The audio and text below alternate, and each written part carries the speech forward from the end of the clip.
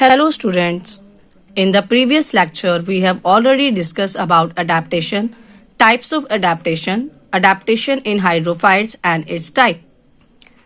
The main objective for today are adaptation in mesophyte, adaptation in xerophyte. And this topic is on page number 98 and 99. The main terms we will learn in today's topic are humidity, epidermis, cuticle, phylloclade, sunken stomata and transpiration. Now student, come to the page number 98. Yesterday we have already discussed the term mesophyte. Now quickly we will recap the same. Meso mean land, phytes mean plant. Its name indicates that mesophytes are the plant that grow on land. They are also called terrestrial plant. And the examples of mesophytes are mango tree and peepal. Mesophytes are the terrestrial plants that can survive in neither too dry nor too wet conditions. Survive means live. The mesophytes have well adapted body structure. Adapted means adjusted and functions to suit the water requirements according to the availability. Here we are going to discuss adaptation in mesophytes. Mesic habitat. Mesic mean land, habitat mean yesterday we have already discussed the term habitat. Habitat is the place where an organism lives and grows. Mesic habitat is a terrestrial habitat having good amount of moisture in the soil. Moisture means water and high humidity in the atmosphere. Now what is the meaning of humidity and atmosphere? Humidity means amount of water vapors present in the air. And atmosphere means blanket of air that surround the earth. Next, the soil in which they grow is neither very wet nor dry. The soil contains sufficient aeration. What is the meaning of aeration? Aeration means exchange of gases between soil and air. Temperature is moderate. Moderate means average in amount. These habitats are ideal terrestrial habitats for the growth of irrigated crop fields and tropical forest. Now the first adaptation is leaves are broad but thin. Broad mean large. Now student, look at the diagram. In mesophytes, leaves have broad surface area that helps in the absorption of more sunlight. Thinness of the leaves helps in rapid transport of material between the cells.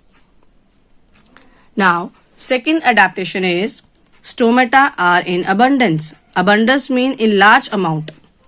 Stomata. What is stomata? Now, look at the diagram. Stomata are the tiny or minute openings present on the epidermis of leaf. In mesophytes, large number of stomata are present that allow quick exchange of gases.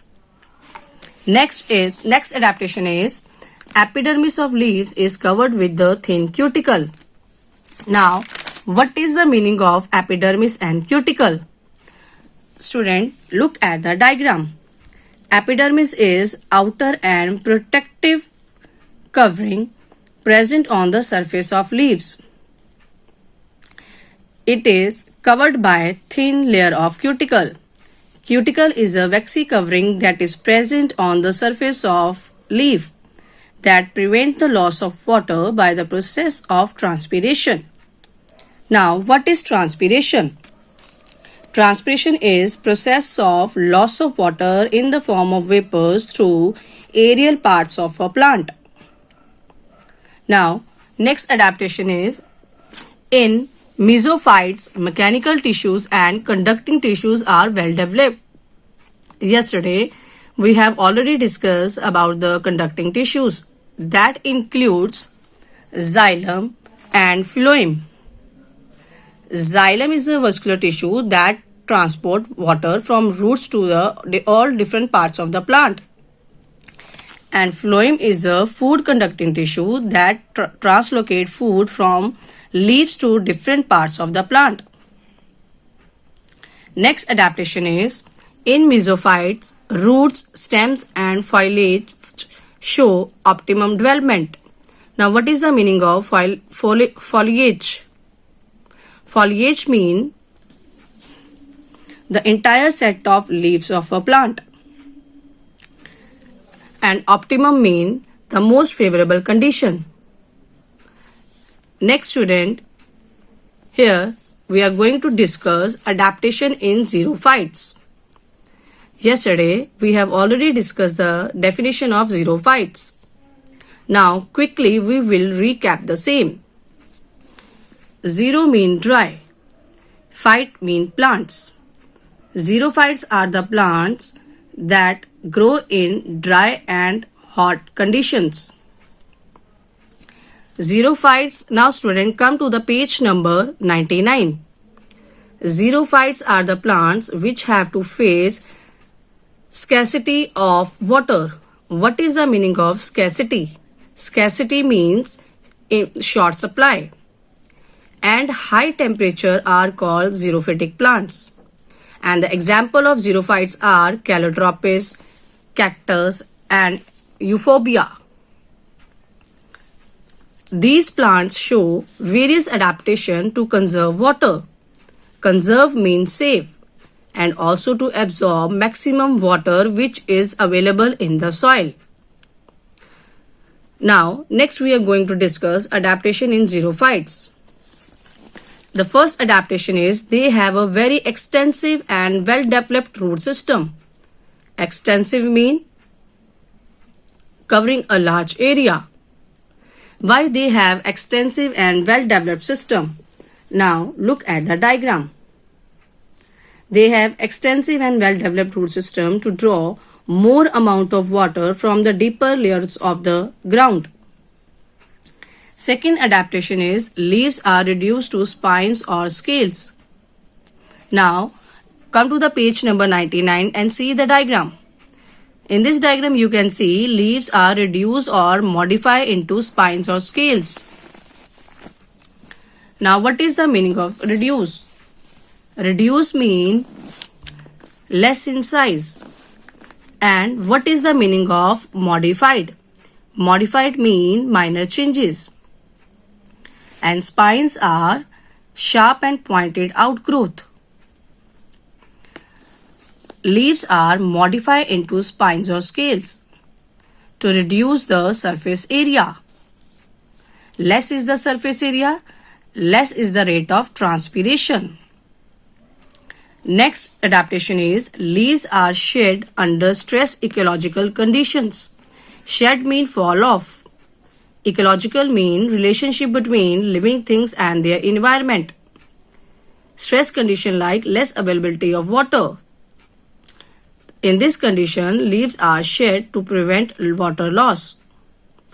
Both leaf and stem surface have thick cuticle covering. Cuticle mean waxy coating to prevent the loss of water. Next is the stomata are less in number. They have sunken stomata. Normally in plants, stomata are present in epidermis of leaf. When we say sunken, sunken means stomata are present in small pits. Why they are having a sunken stomata? They have sunken stomata to reduce the loss of water by the process of transpiration.